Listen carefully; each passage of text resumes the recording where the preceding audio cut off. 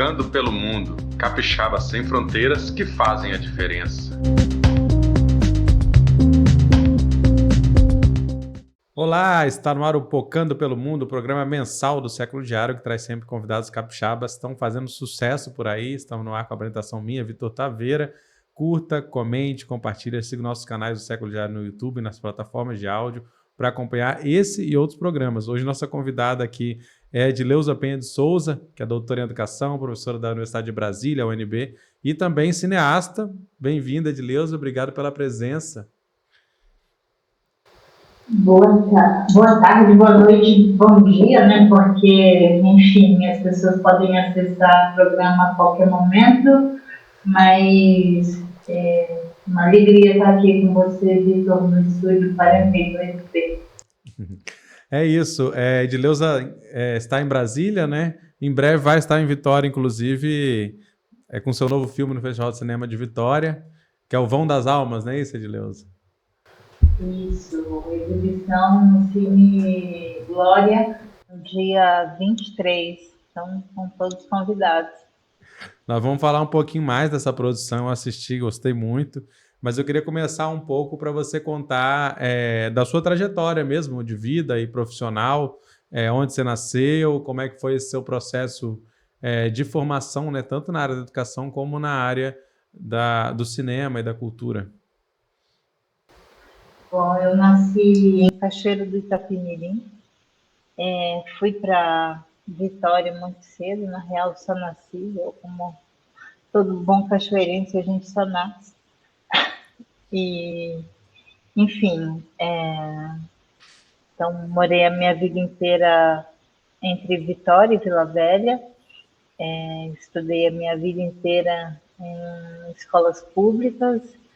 Demorei um tanto para entrar na universidade, porque entrei muito cedo no mercado de trabalho. E assim que eu entrei na universidade, também comecei a dar aula e sempre gostei muito de cinema e sempre usei muito o cinema como um instrumento didático em sala de aula. Não à toa, quando eu venho para Brasília, em 2005, para trabalhar no Ministério da Educação, com a implementação da Lei 10.639, com formação de professores e publicações voltadas para essa área, que lançou também a coleção, se inicia em 2006, né? A coleção Negritude, Cinema e Educação, Caminhos para a Implementação da Lei 10.639, que tem esse objetivo, assim, naquele momento, hoje a gente tem inúmeros materiais, mas naquele momento havia uma dificuldade sobre materiais voltados para a implementação da lei e, enfim, então o livro ele tem uma parte que é análise livre, também de maioria dos autores são professores, sobre filmes que têm pessoas negras enquanto protagonistas, e na segunda parte do livro ele traz meio que um caderninho de indicações de atividades que o professor na matemática pode usar o filme de tal forma, na aula de arte pode usar de outra forma, enfim, é quase que um manual mesmo de como o professor pode trabalhar determinados filmes em sala de aula. E como é que você começa essa trajetória no cinema? Você chegou a estudar em Cuba, né? Isso, na Escola Internacional de Santiago de los Baños, que é uma grande referência também de formação, né? Bem, eu entro no doutorado com a minha questão de pesquisa era por que o cinema, como o maior propagador do amor romântico, pelo menos naquela época, não tinha filmes com mulheres negras, cuja protagonista eram mulheres negras e mulheres negras que pudessem ter uma história de amor, né? Então, eu apresento as paneleiras e congueiras aí de Goiabeiras Velha, um filme do Bertolucci, que é um filme de 1997, O Assédio, um filme que conta a história de uma enfermeira africana que vai para Roma estudar medicina e para manter seus estudos ela trabalha como empregada doméstica numa casa de um pianista e ambos se apaixonam um pelo outro e, e ele vende o piano, que é seu instrumento de trabalho, né, para poder libertar o marido dessa mulher que está preso em alguma ditadura africana. Bom, sem muito spoiler, né? Esse é o contexto da história. Mas eu apresento esse filme a essas mulheres paneleiras e congueiras do Espírito Santo, pensando aí que são as duas principais manifestações culturais capixaba, em busca de colher histórias de amor, ou vivida ou desejadas. Na verdade, eu vou encontrar muitas histórias de dor, mas é a partir dessas histórias que nasce Mulheres de Barro. Naquele momento, então, no doutorado, eu vou para a escola de Cuba para poder aprender. Eu queria fazer um documentário com elas, então eu queria pensar outros roteiros que, enfim, que suas histórias pudessem possibilitar outras histórias de amor, outras histórias possíveis para o cinema. E é então que eu vou estudar documentário para poder que resulta, inclusive no documentário Mulheres de Barro, que é um documentário que eu lanço em 2015. Que você produziu de forma independente ele, né? Com recursos próprios e tudo. Que, inclusive, ele foi indicado, né? Eu vi na internet recentemente, teve um post lá que estava indicando ele, né? Entre alguns filmes, né? Então tá tendo até uma repercussão até hoje, né?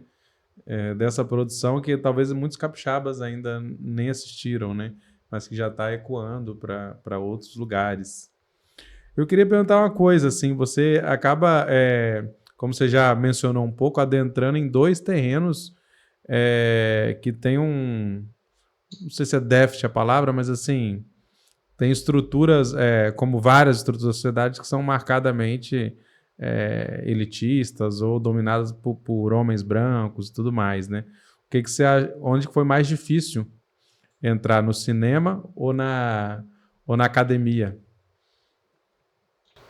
Eu acho que ambos são muito difíceis, porque, como você próprio disse, são estruturas marcadamente machistas, racistas.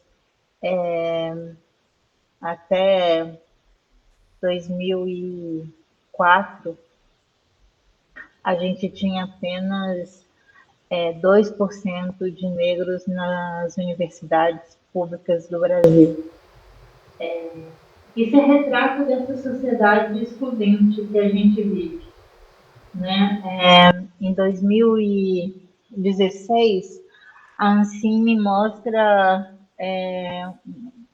naquela pesquisa de gênero e raça, ela mostra que, historicamente, o Estado brasileiro tem financiado filmes de homens brancos, onde as mulheres são minoria, mas os homens negros são mais minoria ainda, e há total ausência de mulheres negras, né? Na produção de longas-metragens, né? Desculpa. Na produção de longas-metragens, né? Que são grandes recursos, né? Mesmo a produção de curta, a gente sabe que ela tem um grande engajamento a partir do edital Curtas Afirmativo, do edital Carmen Santos, da construção da Associação dos Profissionais do Audiovisual Negro, que é a PAN, em 2016. Então, já havia mulheres pretas produzindo? Sim. Claro. Vamos pensar em Adélia Sampaio, que em 1974 faz o primeiro roteiro de longa-metragem do filme da Angelico, que é O Segredo das Rosas, filma, dirige, roteiriza, dirige o seu primeiro longa-metragem em 84, e esse ano Amor Maldito completa 40 anos, né? A própria Adélia esse ano completa 80 anos, e foi uma mulher invisibilizada do cinema brasileiro. A Adélia trabalhou com quase todos os caras do cinema novo. No entanto, quando a gente fala do cinema novo, a gente não fala de Adélia Sampaio, e quando a gente fala do cinema de mulheres, das pioneiras, de novo a gente silencia Adélia Sampaio.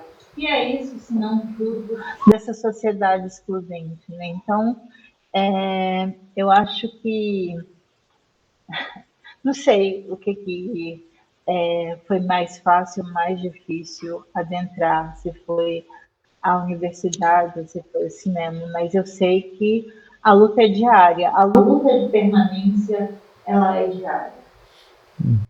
E assim, na sua carreira, né, que agora você tem, segue em paralelo, né, como professora, né, na UNB, mas também produzindo. E aí você tem esse momento do Filhas de Lavadeiras, que é um filme que ganha o É Tudo Verdade, que é um dos mais importantes, né, festivais, talvez o mais importante de documentários, né, com foco em documentário. Ganhou também o Grande Prêmio do Cinema Brasileiro. Queria que você contasse um pouco como é que foi essa experiência, e por que você fez esse filme e como que ele repercutiu. Bom, esse filme é uma homenagem à Dona Maria Helena Vargas, que escreveu As Filhas de Lavadeira, uma pessoa que eu conheci e trabalhei aqui em Brasília, no Ministério da Educação, também na CECADI, né, nessa implantação da Lei 10.639, e eu fiquei muito impactada quando li o livro. Coincidentemente, se é que existe coincidência, quando eu fui para Cuba, um dos poucos livros que eu levei foi o livro de Maria Helena. Então é lá que começa a surgir esse roteiro, mesmo fazendo outras coisas, assim, a gente está sempre fazendo coisas em paralelos, né? Foi sempre coisas que nos proporciona prazer, mas é lá que eu começo a escrever. 2007, 2017, eu resolvi inscrever no edital aqui, que é o FAC, o Fundo de Cultura do DF, e aí a importância dos fundos de cultura sempre, né?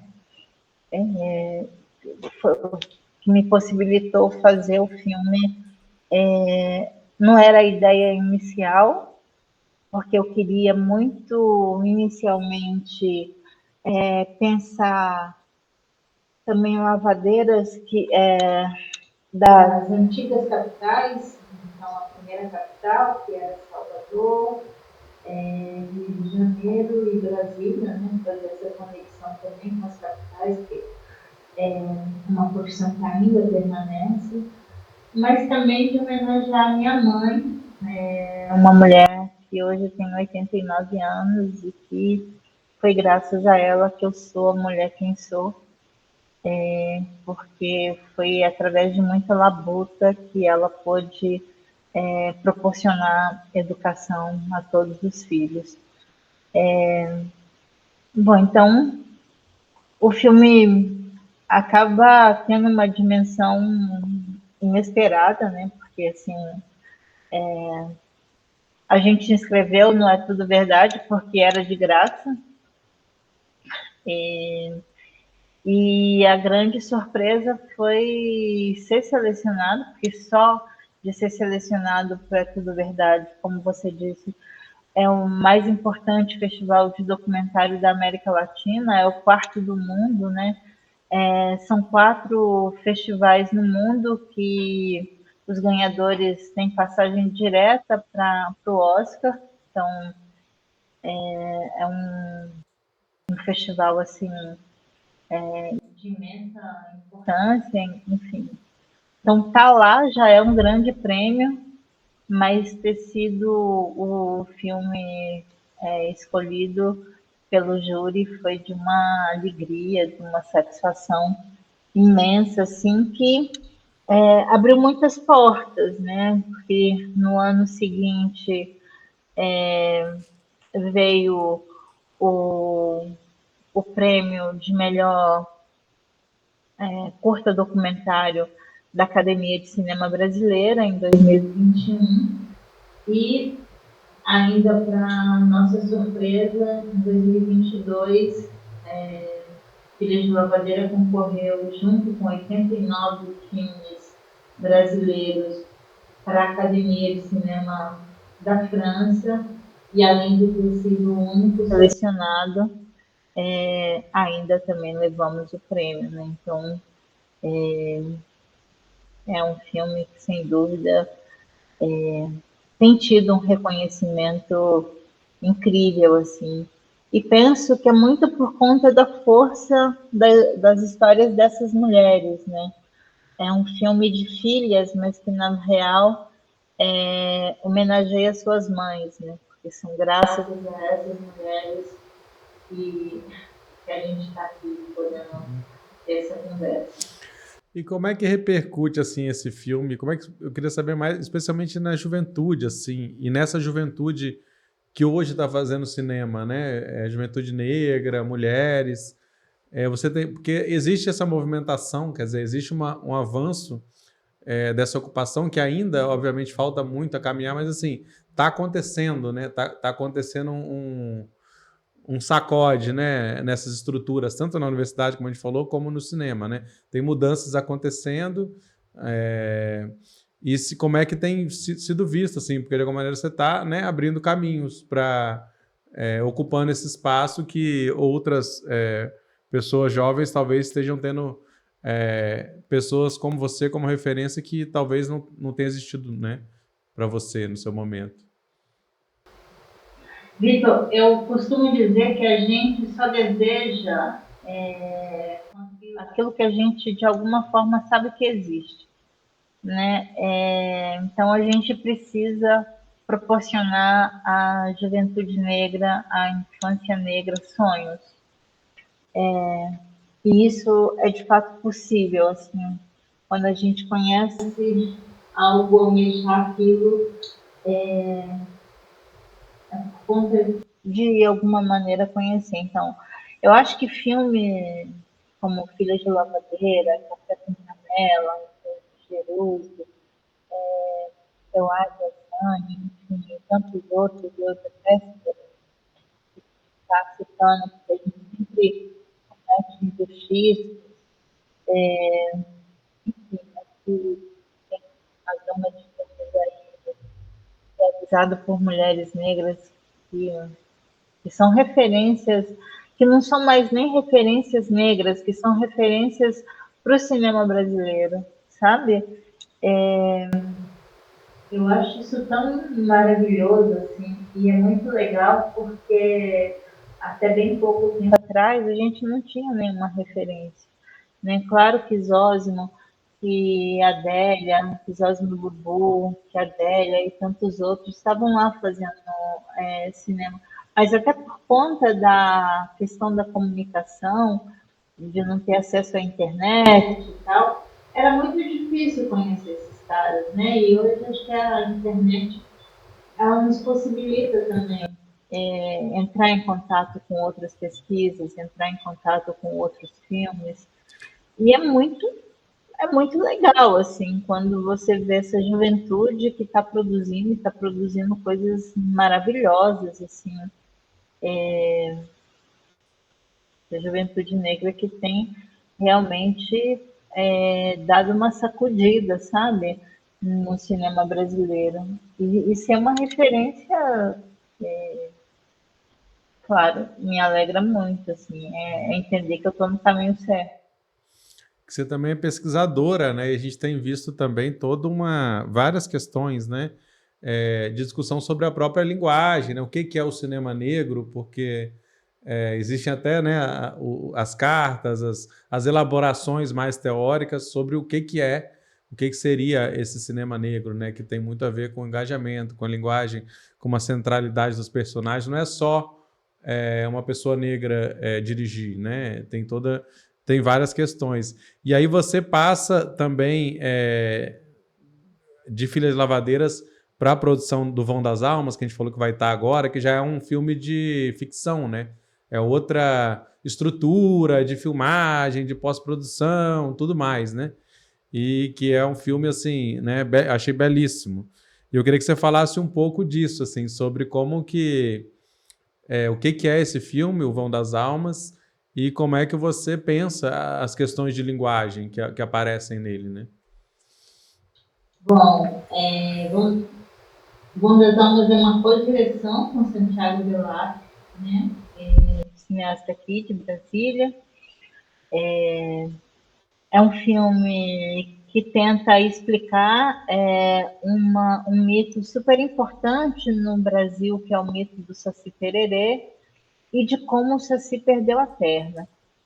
É um filme fantástico, é um filme de terror, entendendo, inclusive, que hoje o principal terror para as comunidades tradicionais, para as comunidades quilombolas, ribeirinhas, para as comunidades indígenas e tantas outras, é a luta pela terra. Então, o grande terror é o latifundiário. É esse o pano de fundo desse filme, né? A luta pela terra. Que é ancestral, mas também é contemporânea, né? Então, trazer o Saci, o Sassurá, para defender os quilombos, né? E por conta da defesa dessa terra, inclusive perder a sua pele, né? Essa mutilação que também historicamente ocorreu nos nossos corpos, né? Nos corpos negros. Então, o filme tem essa pegada assim, de um filme de terror, mas é isso, assim, o principal pano de fundo é a luta pela terra. A minha estreia na ficção, adorei fazer ficção, tenho dito isso, assim, sempre ouvi que ficção era muito mais difícil do que documentário, mentira pura. O documentário é muito mais difícil, porque na ficção você escreve o roteiro, você escolhe os atores, você ensaia, ensaia, ensaia, e quando está pronto você filma. Né? O documentário não, o documentário é uma caixinha de surpresa.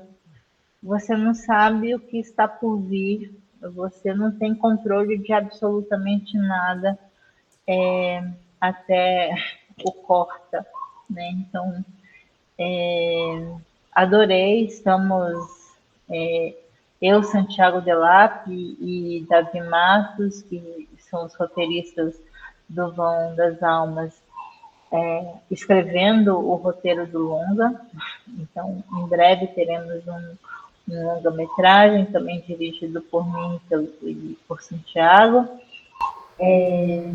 Porque entendendo também que em 15 minutos a gente não deu conta de contar a história que a gente queria contar, mas é uma prévia, Vão das Almas é uma prévia para esse grande filme que em breve teremos aí e quero estar aqui falando sobre ele.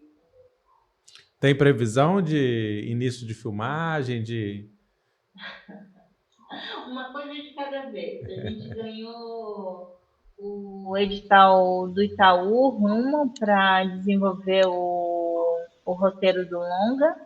Então, a gente está nessa fase de escrever o roteiro, assim que terminar é a batalha seguinte, né? Conseguir grana para fazer o filme, enfim. É uma longa jornada, né? Entre pensar o filme e o filme ficar pronto. Então, não dá para criar expectativas assim, de previsão do tempo, não, porque só o tempo dirá, né? Assim, que seja breve, que seja muito breve. É uma batalha, né? Uma jornada, como você falou. Eu queria só para terminar que você falasse um pouco assim, como você acha que ser capixaba, ser do Espírito Santo influencia na sua obra, na sua construção?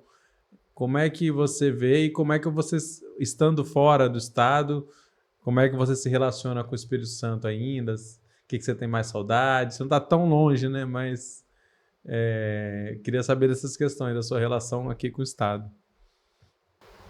Bom, eu vou ao Espírito Santo pelo menos 2 vezes ao ano. Tem filhos, tem família que estão aí, então tem os amigos, as amigas têm essa ligação muito afetiva com o Espírito Santo. Eu, inclusive, me intitulo Capixandanga. Não sei se esse termo já existia antes, mas se não. Capixaba com candanga, né? Que é o termo que se usa em Brasília. Já foi criado, mas puxa, muqueca e o mar é algo assim que não dá nem para falar, né? Porque realmente são 2 coisas. Só tem aí, assim, nenhum igual. Mas, mas é isso, assim, eu acho que ser capixaba me dá esse lugar de estar olhando de dentro e de fora, resultando aqui no cair, continua aí, né, e estando aí. Então, tá no Festival de Vitória pela primeira vez, inclusive. É uma grande alegria. Então, queria novamente convidar todo o público para ir assistir o filme e votar, né? Quem sabe a gente traz o, o troféu de júri popular, porque, como você disse, o filme realmente é fascinante. Então, reforçar o convite aí, né? Todo mundo, tá chegando a hora do Festival de Cinema de Vitória. Vão das Almas, procure a programação também, né? Tem muita coisa legal, sempre tem, né? Então, boa sorte também. Bem-vinda de volta, claro, né? Procurei aqui no Google rapidamente, que é o nosso oráculo moderno, e não consta a expressão capixandanga. Talvez vá ser a primeira vez que vai ser usada, né? Mas tem vários como você que eu conheço que estão aí em Brasília, muitos certamente com belos trabalhos, né? Capixabas estão aí na capital, levando um pouco do nosso talento, né? Verdade. Bom, então já vou, se não está no Google, já vou colar aqui. Registrar. Vou registrar. Então tá, Deus, alguma mensagem a mais que você queira deixar aí para o público? Para finalizar? Vitor, quero mais uma vez agradecer a oportunidade, chame mais vezes, estou sempre disponível para estar nesse bate-papo. Enfim, eu acho que o principal recado é levem seus amores ao cinema, então aproveitem o festival e levem seus amores ao cinema. Beleza, obrigado. Então, a gente fica no aguardo, fica a mensagem aí, né? Levem seus amores. Dá até um nome de filme isso, hein? Levem seus amores ao cinema. Então, essa foi a Edileuza Penha de Souza, Pocando pelo Mundo. Muito obrigado pela conversa, pelas contribuições. O programa tem produção e locução minha, Vitor Taveira. Hoje aqui no apoio técnico, Estel Miranda. E lembro também para vocês seguirem o Século Diário no YouTube, nas plataformas de podcast, como Spotify, No Instagram estamos lá como @tvséculo. Você pode receber, né, em primeira mão aí, saber do que está acontecendo na atualização. E temos também as notícias sobre o Espírito Santo todos os dias com a nossa equipe de jornalistas no séculodiario.com.br. É isso, obrigado e até logo. Valeu. Focando pelo mundo, capixabas sem fronteiras que fazem a diferença.